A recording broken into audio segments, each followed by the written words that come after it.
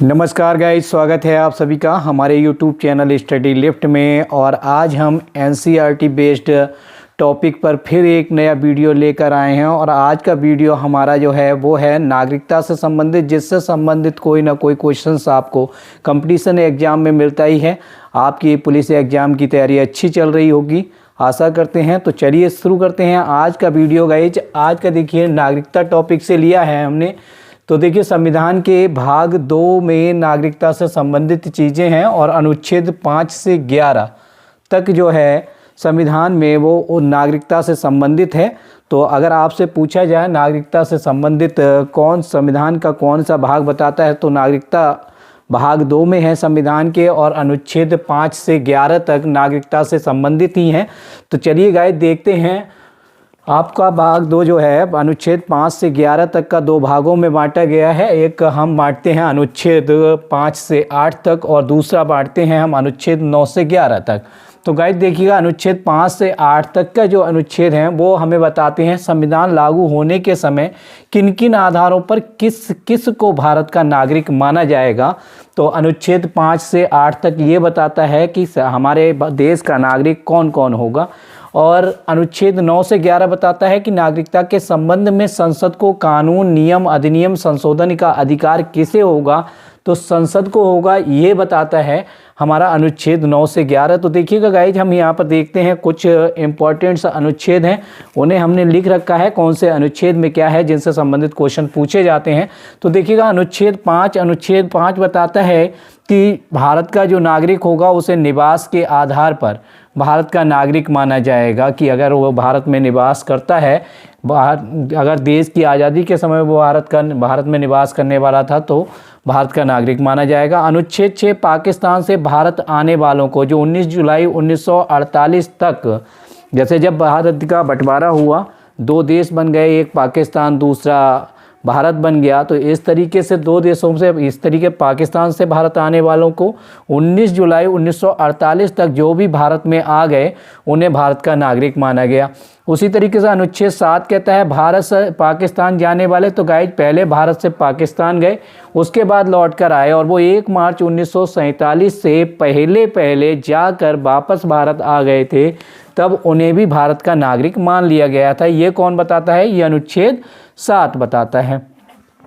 उसके बाद गाइस देखते हैं हम अनुच्छेद 8। अनुच्छेद 8 में है भारत के मूल के लोगों के लिए, जो भारतीय मूल के लोग थे उन्हें भी भारत का नागरिक माना जाएगा। उसके बाद देखते हैं गाइस भारत की नागरिकता, देखिए अनुच्छेद 9, किसी देश की नागरिकता ग्रहण करने पर भारत की नागरिकता स्वतः समाप्त मान ली जाएगी।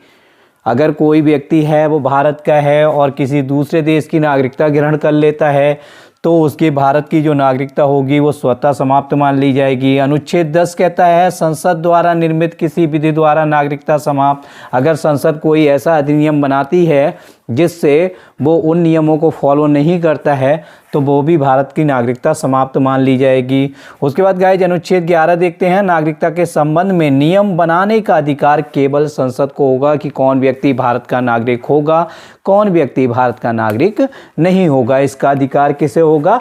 भारतीय संसद को होगा। उसके बाद गाइज देखते हैं भारतीय नागरिकता। देखिए भारतीय नागरिकता की प्राप्ति कैसे की जा सकती है और उसकी समाप्ति कब की जा सकती है। तो देखिएगा यहाँ पर भी स्पष्ट कर दिया गया है। और थोड़ा यहाँ से देख सकते हैं, अगर बाई चांस कोई शॉर्ट क्वेश्चंस बनता है, एमसीक्यू क्वेश्चंस बनते हैं तो आप अच्छे से समझ सकते हैं। देखिए भूमि के अर्जन द्वारा, अगर कोई भूमि है और वो भारत का अभिन्न हिस्सा बन जाती है तो उसमें निवास करने वाले जो नागरिक हैं वो भारत के नागरिक बन जाएंगे। जन्म के आधार पर, जिनका भारत में जन्म हुआ है या वो रहते हैं तो जन्म के आधार पर वो भारत के नागरिक माने जाएंगे। वंश के आधार पर, इसमें अगर किसी की माता या पिता जो कि भारतीय नागरिक है तो उनका जो बच्चा होगा वो भी वंश के आधार पर भारत का नागरिक बन सकता है। दूसरा है पंजीकरण के आधार पर, यदि कोई भी व्यक्ति भारत में 7 साल तक निवास करता है और पंजीकरण कराता है भारतीय नागरिकता के लिए तो उसे भारतीय नागरिकता मिल जाएगी। इसी तरीके से देशीकरण के आधार पर भी भारत की नागरिकता दी जा सकती है। उसके बाद देखिएगा नागरिकता समाप्त कैसे की जा सकती है। तो नंबर 1 परित्याग, यानी कि कोई व्यक्ति स्वतः ही अपनी नागरिकता का क्या करता है, छोड़ देता है कि मैं भारत का नागरिक नहीं रहना चाहता। पर्यावसन के द्वारा किसी को जिस तरीके की वो चोट चला जाए और उसकी नागरिकता समाप्त कर दी जाए। वंचित किया जाना यानी वंचना, कुछ काम ऐसे होते हैं जिससे भारत के नागरिक, अगर कोई व्यक्ति है और उसने कोई ऐसा कुकृत्य किया है या भारत की अखंडता या एकता में कहीं पर भी कुछ इस तरीके का कोई कुकृत्य किया है जिससे उसकी नागरिकता समाप्त की जा सकती है। उसके बाद देखिएगा गाइज, कुछ क्वेश्चंस यहाँ से भी बनते हैं। भारत में नागरिकता प्रदान की जाती है, कैसे प्रदान की जाती है? तो भारत में नागरिकता जो प्रदान की जाती है वो एकल नागरिकता होती है, लेकिन कुछ देश ऐसे भी हैं जिनमें दोहरी नागरिकता दी जाती है। जैसे दोहरी नागरिकता वाला राज्य है, देखिए यहाँ पर दोहरी नागरिकता का प्रावधान कहाँ पर है? तो संयुक्त राज्य अमेरिका में है। वहाँ पर जिस तरीके से अपने देश में संघ राज्य हैं, फिर केंद्र है, तो अपने यहाँ पर केवल एक ही नागरिकता मानी जाती है भारत की, लेकिन संयुक्त राज्य अमेरिका में क्या है, वहाँ का राज्य अलग अपनी नागरिकता देता है और देश की नागरिकता अलग होती है। तो इस तरीके से संयुक्त राज्य अमेरिका क्या करता है, दोहरी नागरिकता देता है। और भारत में नागरिकता कैसी है? एकल नागरिकता है, एक ही नागरिकता दी जाती है, कहीं पर भी किसी भी प्रदेश में आने जाने की छूट होती है। अब गाइस, ये प्रवासी भारतीय दिवस कितने समय बाद मनाया जाता है? ये क्वेश्चंस भी कई बार एग्जाम में आ चुका है। तो भारतीय प्रवासी दिवस जो है प्रति 2 वर्ष बाद मनाया जाता है। हर 2 वर्ष बाद क्या करा जाता है? प्रवासी दिवस मनाया जाता है।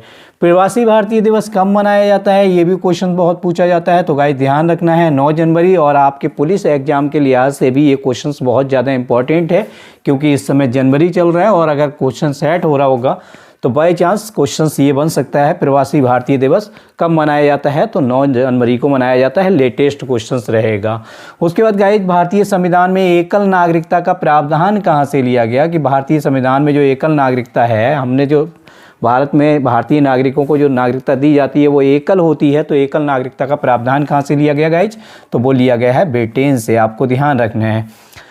उसके बाद देखिएगा, प्रवासी भारतीय दिवस मनाने की अनुशंसा की गई। देखिए कौन सी ऐसी समिति थी जिससे बताया कि प्रवासी भारतीय दिवस मनाया जाए? तो लक्ष्मीमल सिंघवी समिति थी जिसने ये अनुशंसा की कि भारत में भारतीय प्रवासी दिवस मनाना चाहिए, और ये दोहरी नागरिकता से संबंधित समिति थी। ये भी आपको ध्यान रखना है कि ये क्वेश्चन बन सकता है कि लक्ष्मीमल सिंघवी समिति जो है वो किससे संबंधित थी? तो दोहरी नागरिकता से संबंधित थी, और इसी ने अनुशंसा की कि प्रवासी भारतीय दिवस मनाना चाहिए, और उसी के अनुसार प्रवासी भारतीय दिवस कब मनाया जाता है? 9 जनवरी को मनाया जाता है। उसके बाद गाइस देखते हैं कि नागरिकता में संशोधन किस तरीके से किए जाते हैं। तो देखिए, पहला नागरिकता संशोधन अधिनियम कब आया है? ये क्वेश्चन बन सकता है। 1955 में पहला नागरिकता संशोधन अधिनियम हुआ। उसके बाद देखिएगा, CAA 2019 से भी क्वेश्चन बन सकते हैं। नागरिकता संशोधन अधिनियम CAA 2019 है, जो कि बताता है हिंदू, बौद्ध, सिख, जैन, पारसी, ईसाई।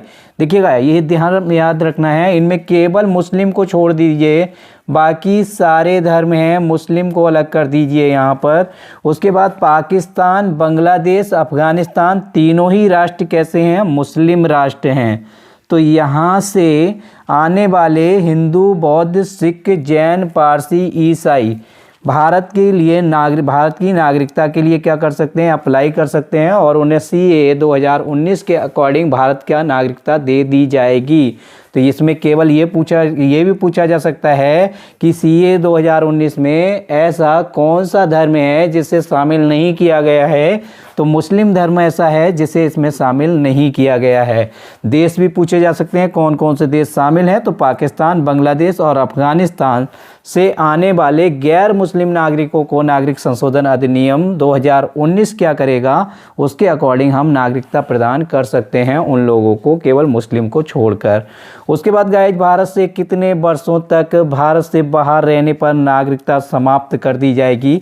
ये क्वेश्चन भी अच्छा है। तो भारत में अगर कोई व्यक्ति 7 वर्षों तक लगातार रहता है तो उसे भारत का नागरिक मान लिया जाएगा। एक क्वेश्चन और बन सकता है, क्या भारत की नागरिकता अगर बैंक में रुपया जमा कर दिया जाए तो ली जा सकती है? बिल्कुल नहीं ली जा सकती। किसी को भी रुपए के आधार पर या उससे पूंजी के आधार पर नागरिकता कोई नहीं ले सकता। उसके बाद गाइस देखते हैं NRI। देखिए, आपने पढ़ा होगा NRI, PIO और OCI, ये 3 तरीके के कार्ड होते हैं जो भारतीय सरकार लोगों को प्रोवाइड कराती है। तो देखिए NRI क्या है? NRI होता है अप्रवासी भारतीय। PIO क्या होता है? भारतीय मूल के व्यक्ति। और OCI जो होता है विदेशी भारतीय नागरिक होता है। आपने ये कई बार अखबारों में भी पढ़ा होगा कि NRI भारतीय हैं कि PIO हैं या OCI हैं, तो इन्हें समझना ज़रूरी है। तो देखिए अप्रवासी भारतीय क्या होते हैं? अप्रवासी भारतीय जो हैं वो एक तरीके से भारत के नागरिक होते हैं। उन्हें भारत के मिलने वाले सभी लाभ भी मिलते हैं, उन्हें वीज़ा की ज़रूरत नहीं होती है।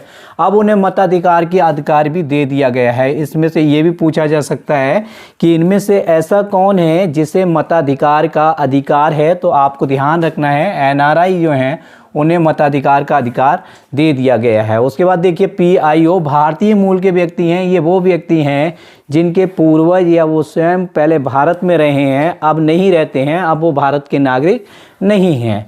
उन्हें कोई लाभ नहीं दिया जाता है, वीज़ा लेना पड़ता है, मताधिकार का अधिकार भी नहीं है। उसके बाद देखते हैं गाइज OCI। OCI क्या है? विदेशी भारतीय नागरिक है। ये वो नागरिक हैं जो विदेश से आए हैं और उन्हें भारत की नागरिकता दे दी गई है। तो विदेशी भारतीय नागरिक हैं, जीवन भर बिना वीज़ा के वो आ सकते हैं। उसके मताधिकार का अधिकार इन्हें भी नहीं है। तो गाइज देख सकते हैं आप, यहाँ से आपको बहुत सारे क्वेश्चंस मिलेंगे खासकर पुलिस एग्ज़ाम में। और मैं चाहता हूँ कि आप इसका स्क्रीनशॉट ले लें जिससे आपको अधिक जानकारी मिल सके, और इसे अगर आप नोट डाउन करना चाहें तो नोट भी कर लें। फिर मिलेंगे गाइज अगले वीडियो में। आशा करते हैं कि आपको हमारा वीडियो पसंद आया होगा। अगर आपको वीडियो पसंद आया है तो लाइक करें, शेयर करें, कमेंट ज़रूर करें और हमें बताएं कि किस टॉपिक पर नया वीडियो लेकर आएँ। फिर मिलेंगे अगले वीडियो में। जय हिंद।